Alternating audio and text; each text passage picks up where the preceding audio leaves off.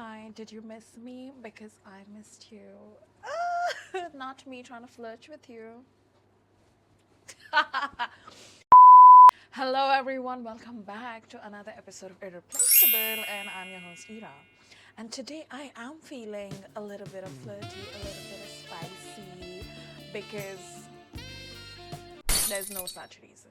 So I made a list of guys I want to go out with just because I can, because I'm in my single girl era. I'm in my man eater era, apparently, because that's what my friends said. So I love going on fantasizing trips, okay? I like to just overthink and imagine and just like have fun with my brain because it's so interesting up here. And I thought, let's play this game. Let's make a list of guys I want to date before I find the one. And I know you're like, oh my god, Ira, but like when you find the one, it's supposed to be like everything with them and they are like everything. Listen to my list. It's a fantasy list. We're all allowed to have fantasies. Okay. So I'm gonna share my list with you, and you can share a list with me. You can share in the comments if you like something from my list, and we can share notes, and you can give me your list, and let's see.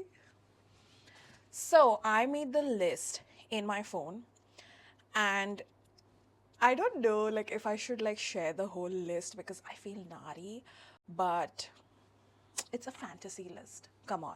And today's episode is going to be very lighthearted. It's just fun because it's just me and you. It's not serious. I'm not giving life advices today. We're going on an adventure, okay? It's the holiday season.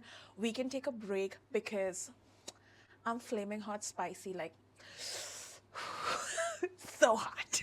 So these are all types of romances I want to have before I find the one.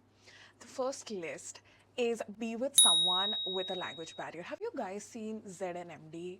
You know, Farhan Akhtar's character was with this girl. They didn't speak the same language, but they had like so much chemistry. And I don't know, I think he ended up with her, but it was this hot, steamy Spanish romance. So I would like to have something like that. Like maybe if I go to Japan and I find like a Japanese guy, or like because I'm into K-pop and K-drama, maybe a Korean guy. I don't know. Like I would love to experience another culture with a language barrier. I don't mind learning Duolingo. I'm scared of that owl. I spotted that owl once, and that owl is scary. But I would like a Google Translate relationship where love has no barrier, love has no language, it's just love. So I would like to experience that. And I feel like love is so like subjective in every culture. Every culture does it differently. So I want to learn something. I want to learn how they do it, how they express it. And I don't know, maybe the one for me is someone overseas. I would love to take the commitment to learn something new for another person. That's hot to me. So efforts are sexy. Let's see, that's one of my list. The other thing which I want to do for a really, really long time, it's the zodiac experiment, which is I want to date a guy of every zodiac sign. I have done this multiple times. No, like, no, wait, I've not done this multiple times. Like, I don't know how to express it. Cut that part, okay? I want to experience a guy from each zodiac sign. I'm big into astrology and I read tarot. So to have someone like just go through all the qualities and find the person most compatible with me, like I would love that. I know like astrology wise what is compatible with me, but I would like to experience it or what's compatible with me. And I want to make a ranking system to help other girlies, to help you guys. I want to be like, you know, like Cancerians are the best, or like Aries are the worst. I'm not saying anything, or like how Leo men are versus how Leo women are. Like, I want to set the bar. I want to write down an experimental thing, like just whole list of ranking all the zodiac signs, and every guy is a representative of the zodiac they have. That's gonna be fun. The next one is something I need to break my delusion. This is a reality checklist, and that is the good on paper guy, which is everything I want. Okay, the guy who has the perfect biodata, the perfect resume, SEMA auntie approved, and I want to see if good on paper is actually good in real life. No offense to all these IIT, IIM kids, but as per my friends' experiences, I don't date IIT, IIM guys. Like, those things don't really matter to me. Where your college from doesn't really matter to me. Your character matters to me, and I don't feel that just because you went to a certain college or you're in a certain space, you're the best human being. That's not a hierarchy for me. Kindness is a hierarchy, how you treat others, where you're from. So if the only good thing about you is what college you went to, and I have seen people abuse that power. I have heard so many stories from so many friends where they prefer a certain category of guy from a particular school, maybe Ivy League or something like that. And then they realize that that's all to them. That is all they have. And because they have that, they treat other people like less than or like an asshole. So I want to test that for myself, that if I go as per biodata and society's standard of what is great, what is good, will that work out? I don't think it will, because that's not my type. But two things I would do: I would go for someone who's exactly my type and then think that, okay, do I really want this exact person, or do I want this person because society said so? And just compare and just ask myself, like, do I really want this good on paper thing? Like, how true it is to reality? Because I don't believe in the concept of arranged marriage, but I understand why arranged marriages happen. However, I just don't want to be in a situation where it's too good to be true. So I want to see. It's experimental. The next person who I want to date is the artist. I want to be someone's muse. I want a poet, maybe a musician, someone who draws. Oh my God, that would be so romantic. Like, imagine I find someone who just paints me like one of those French girls, the reference. Like, what if someone just goes like, oh my God, I am so much in love with you. All I'm going to draw, paint, write about is you, and just get immortalized in someone's work. Like, that is the highest form of respect and love. Like, even if you break up, that is going to be everlasting, and it's going to have a cultural impact that it's you, it's all for you. So it would be very beautiful. But it's just, I've heard this myth that with all artists, it ends badly because their passion turns into obsession, and the best type of artwork comes from pain. So if you're an artist, can you verify that?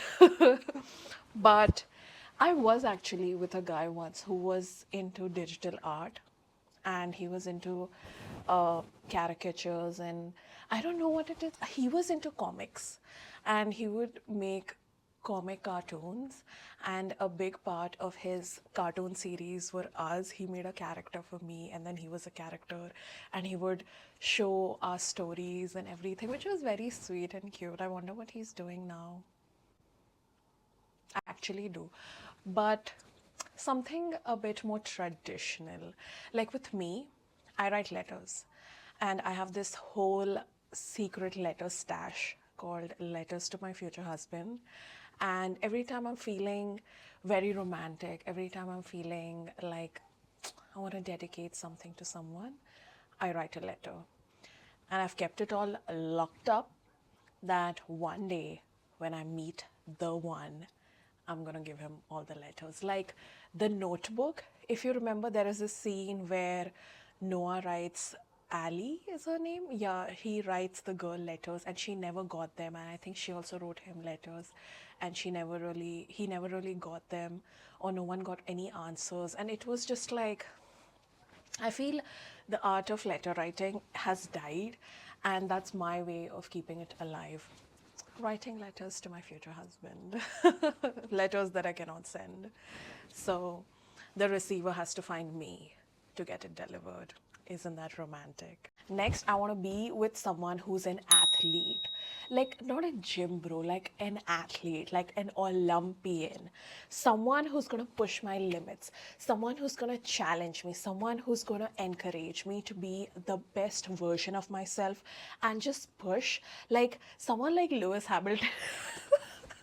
That's just me being delulu right now, but I would love to be with an athlete and just witness greatness. Like this person is writing history. This is, pushing the human limits and just seeing how wonderful the human capacity can be. So I would love to be with an athlete, but again, what if it's a famous athlete, like a celebrity or someone who's low key? I don't know, but I could be a wag. Like, I have the looks of it. But that is one possibility. Now, the debate is, and it's always a debate in my head, older guys or younger guys, who's better? Now, the review that I have gotten is older guys are more mature, they're more caring, and younger guys are more enthusiastic and they're more lovable.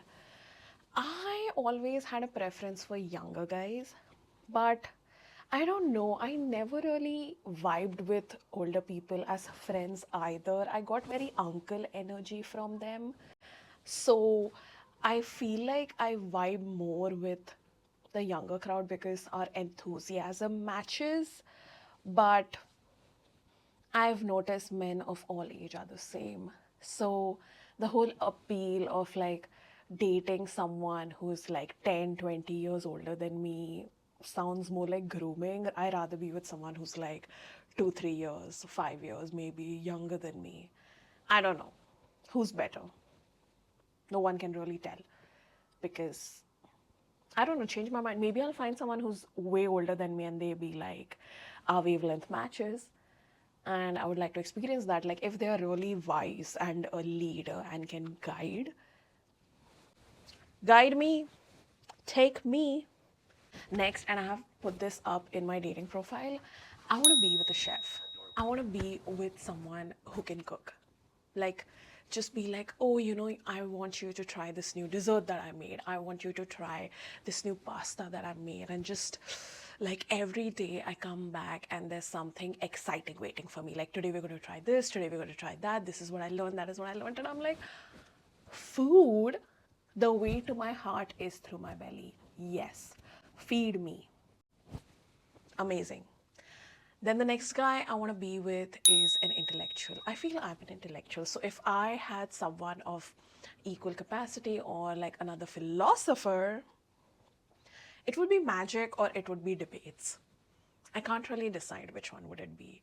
But I don't want like a depressing philosopher. Like I want someone like me, like someone who's motivational, someone who's encouraging, someone who really pushes you to think that, okay, this could be a possibility, this could be a reality. Think out of the box. And we could talk about literature, we could talk about politics, we could talk about every topic under the sun, and it would be so perfect if he knows more than me. Because if you're my friend, you know I'm filled with fun facts. I will always come up with you with a did you know, or like, oh, this happened and that. Like, I love GK. GK is my strongest point. So if there's someone who can beat me at it, or someone who reads more books and I really want to get challenged intellectually, like, let's give the Olympiad exam together, like, let's be nerdy together. I would love that. I'm an Amy Santiago. Now the next two are the real challenges. One is a bad boy because I'm not Barbara the Builder. I'm not, I can fix him. No, really, I can. I have never tried to fix anyone. I'm Miss Walkaway. If I don't like you, I am out. I am not building anyone. I'm not fixing anything. But I know a lot of people who have that I can fix him attitude. It doesn't even appeal to me. So why is this in the list? Scrap that off. Instead, I would really like to believe in the idea that maybe I want to date someone who is the opposite of my type, to know that maybe I'm missing out. How would I know the taste of something if I've never tried it? When I'm so focused on what I want, I never gave a thought to what I may like. And I'm experimental that way, so I'm very open-minded. So I would like to experience a person who could surprise me, someone who could shock me that, oh wow, like this exists and why didn't I try it before? And who is this person? And give someone who's not my type a chance. Only if they're interested. I'm not out there seeking that, oh, like this person is not my type, so I'm gonna purposefully go to them. Nah. If someone like that approaches me and I'm completely not interested in them because they're not my type, I'm gonna look at their behavior and give them a chance. And I don't know, maybe the universe will surprise me. Who knows? And the last type, and the last two types actually, because there's this one experiment that I'm doing on my Instagram, and if you want, check it out. It's the AI boyfriend video where I want to see the female version of the movie Her. If you've seen this movie, it's about this guy who falls in love with an AI, and I want to experience that from a female point of view. I want a movie that shows what happens when a woman falls in love with an AI, because I know a lot of us women are in love with fictional men and they're so much better than in real life men.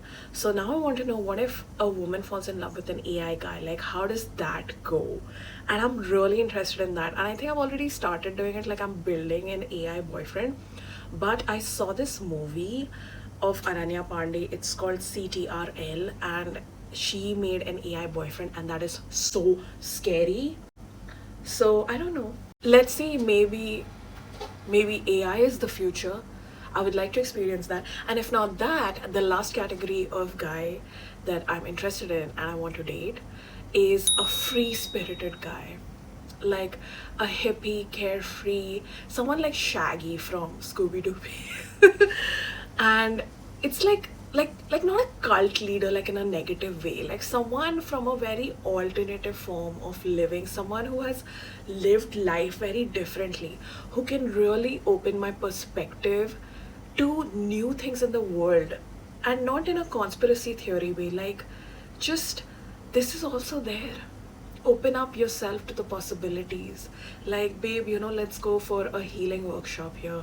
Let's try somatic healing. Let's try different breathing techniques.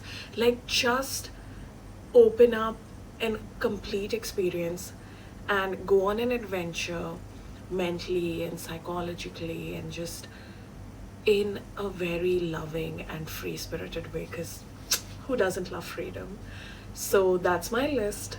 What do you think? And if you have dated someone who's on this list, or who's like the men on this list, let me know in the comment, and let me know if I should be careful of them and how your experience went.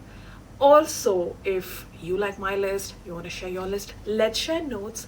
So go there, like, comment, and subscribe.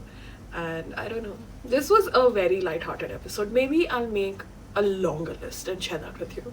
So that's all for today's episode. Bye.